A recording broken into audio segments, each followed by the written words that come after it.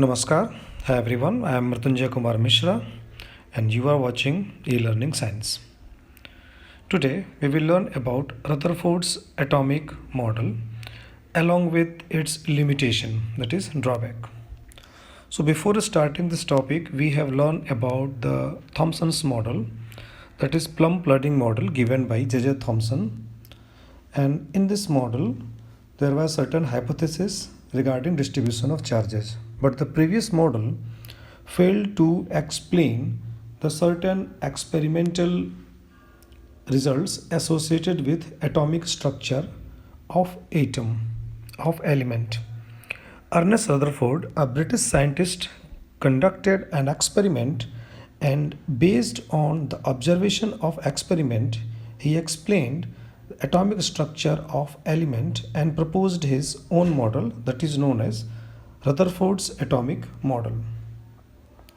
Today we will learn some important point regarding this model, that is main topic, that is table of content will be some basic idea regarding Rutherford's alpha particle scattering experiment, its observation and along with its conclusions, Rutherford's atomic model, its limitations, etc.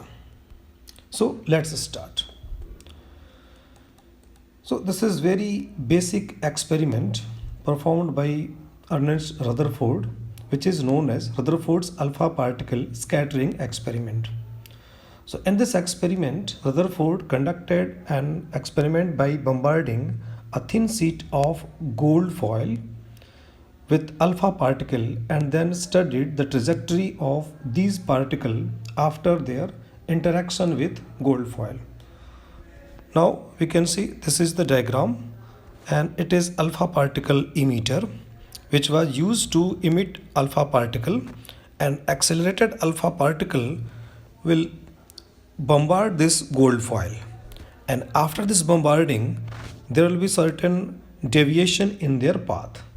Suppose that some particles are simply penetrating the gold foil while other maybe certain have some deviation. So based on this alpha particle experiment, he proposed his atomic model. In his experiment, they directed high energy stream of alpha particle from a radioactive source at a thin sheet of gold, which is approximately 100 nanometer thickness of gold. In this order to study the deflection caused to the alpha particle, he placed a fluorescent zinc sulfide screen around the thin gold foil. Rutherford made certain observations that contradicted Thomson's atomic model. So there were certain contradictory observation, and in this observation, as in previous model, it was stated that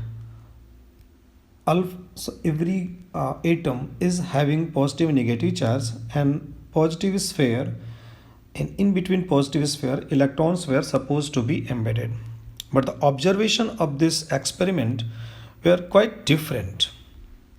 Now we have some observation and along with its conclusion. So a major fraction of alpha particle bombarded toward the thin gold sheet passed through sheet without having any deflection or deviation. Since large number of alpha particles were just crossed this gold foil, and hence it was concluded that most of the space of the atom is hollow in nature. You may also say that most of the space in atom is empty, since most of the alpha particle were just crossed this gold foil. So now it has been shown in this diagram here. We can show that alpha particles are crossing without having any deviation. Next was some of the alpha particle were deflected by the gold sheet by a very small angle, and hence since alpha particle were assumed to having positive charge, then it was concluded that entire positive charge is centrally located. You may also say that an atom is not uniformly distributed the charge of the atom is not uniformly distributed. The positive charge in this atom is centrally located or concentrated in very small volume. Third was very few alpha particle just after striking with gold foil they just rebounded. The rebounding case it can only be understood by the simple fact that when a two particle collides with each other, when a very light particle collides with a very heavier particle, then only collision and only collisions will provide rebouncing of the smaller or lighter particle. So it was concluded that entire mass along with entire charge is centrally located. Since such type of rebouncing was very rare, and thus it was concluded that volume occupied by the positive charge particle in an atom is very small in compared to total volume of atom. So these were certain observation along with its conclusion. Now on the basis of this experiment, that is observation and conclusion, so based on this above observation and conclusion, Rutherford proposed the atomic structure of atom, and according to this atomic structure, the first is the positive charge and most of the mass of atom is concentrated in very extremely small volume. He called this region of as an atom of the nucleus. So this was the first concept, that your atom is having nucleus which contains entire mass and entire positive charge.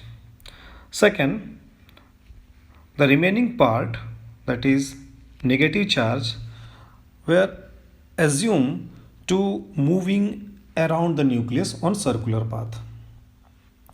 So he proposed that the negatively charged electron surround the nucleus of atom, and it was assumed that these electrons are revolving around the nucleus with a very high speed in circular path.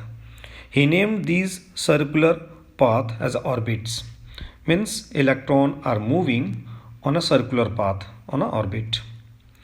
Next was electrons are negatively charged, whereas nucleus is positive charge.